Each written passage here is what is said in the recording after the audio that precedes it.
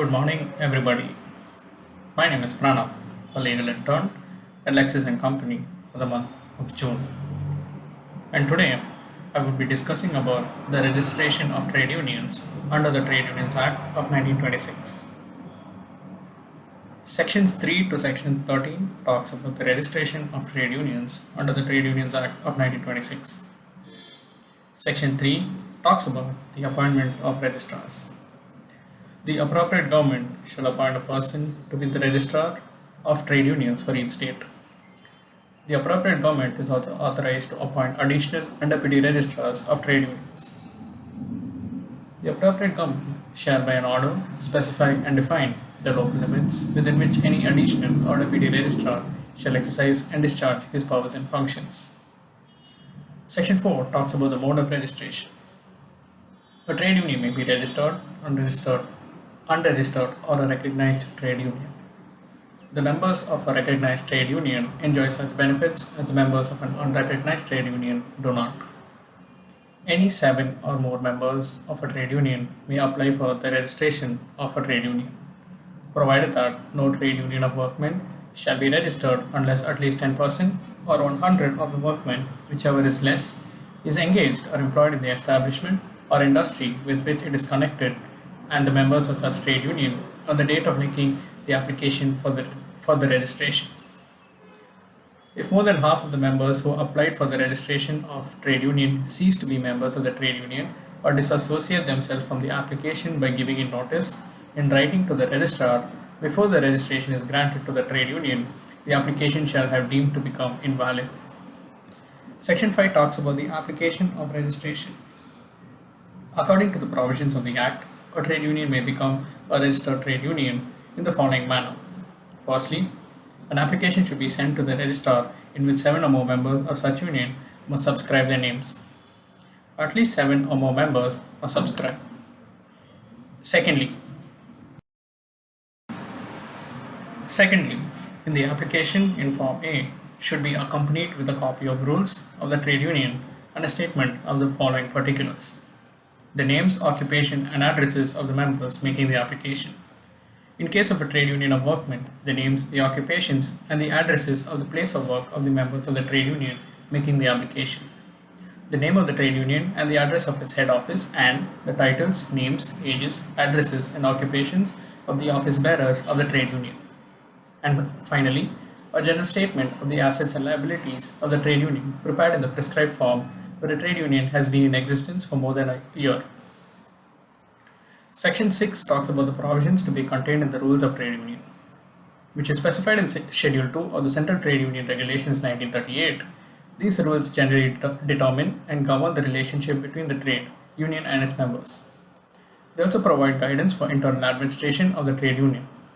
The executive of the trade union is constituted in accordance with the provisions of this Act, and the rules of the trade union provide for the following matters, namely, the name of the trade union, the whole of the objects for which trade union has been established, the whole of the purposes for which general funds of the trade union shall be applicable, the maintenance of a list of the members of the trade union and adequate facilities for the inspection thereof by the office bearers and members of the trade union, the payment of minimum subscription by members of the trade union, which shall not be less than 1 rupee per annum for rural workers, 3 rupees per annum for workers in any other unorganized sectors, and 12 rupees per annum for workers in any other case.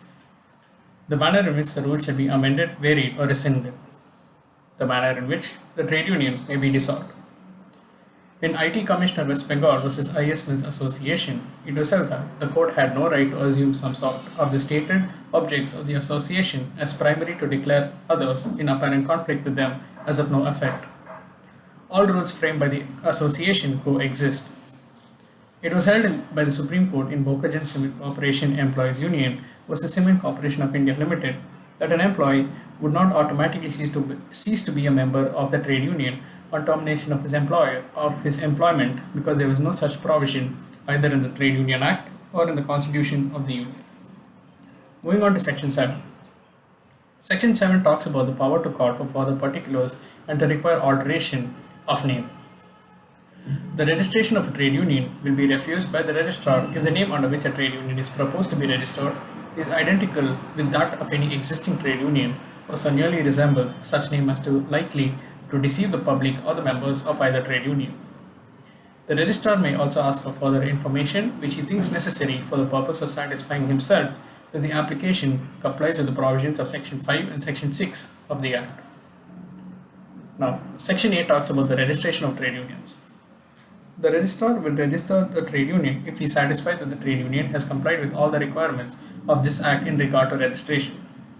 The registrar shall register the trade union by making necessary entries in its register to be maintained in such forms as may be prescribed.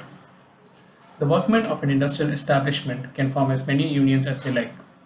When a union seeks registration, all that it has to do is ensure that it complies with the rules and provisions of the Act. It was held in IFFCO Phulpur Karamchari Singh versus Registrar of Trade Unions and others that once the trade union is registered by the Registrar of Trade Unions under Section 6 of the Trade Unions Act 1926, certification of registration continues to hold good until it is cancelled. When a registrar takes no action on an application for more than 3 months, a writ under Article 226 can be issued commanding the registrar to deal with the application. Section 9 talks about the certificate of registration. The registrar, on registering a trade union, shall issue a certificate of registration in the prescribed form, which shall be conclusive evidence that the trade union has been duly registered under the Act. Section 10 talks about the cancellation of registration. The registrar can exercise his power in the following cases to withdraw or cancel the registration of the trade union on the following grounds. Firstly, on the application of the trade union to be verified in the prescribed manner. Secondly, if the registrar is satisfied that the certificate of registration has been obtained by fraud or mistake. Thirdly, where the trade union has ceased to exist. Fourthly, if the convention has willfully and after notice from the registrar contravened any provisions of this Act or allowed any rule to continue in force which is inconsistent with the provisions of the Act. Fifthly, where the union has rescinded any rule providing for any matter provision for which is required to be made by Section 6. And finally, according to Clause C of Section 10, if the registrar is satisfied that a registered trade union or workman ceases to have the requisite number of members, the registration can be cancelled.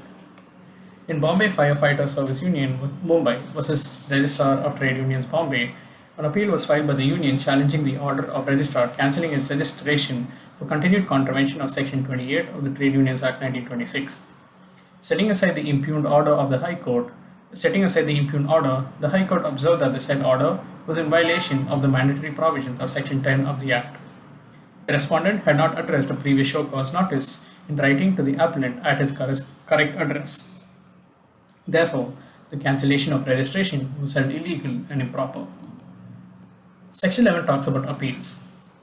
A limited right of appeal from the decisions of the registrar is granted by Section 11 of the Act. Any person aggrieved by the refusal of the registrar to register any trade union or by the withdrawal or cancellation of a certificate of registration has the right to appeal. The expression High Court used in Section 11 of the Indian Trade Unions Act means and includes the High Court in its original as well as appellate jurisdiction. The appeal shall be made where the head office of the trade union is situated within the limits of a presidency town to the High Court, or where the head office is situated in an area falling within the jurisdiction of a labor court or an industrial tribunal to that court or tribunal as the case may be. Where the head office is situated in any other area to such court not inferior to the court of an additional or assistant judge of a principal civil court of original jurisdiction as the appropriate government may appoint in this behalf for that area. Section 12 talks about the registered office. All communications and notices to a registered trade union may be addressed to its registered office. Notice of any change in the address of the head office shall be given within 14 days of such change to the registrar in writing. And finally, Section 13 talks about the incorporation of trade union. A trade union after registration becomes entitled to the following advantages. Firstly, it becomes a body corporate by the name under which it is registered. Secondly, it gets perpetual succession and a common seat. Thirdly, it can acquire and hold both movable and immovable property. Fourthly, it can contract through agents. And finally, it can sue and be sued in its registered name. With this, I come to the end for today's discussion. Thank you.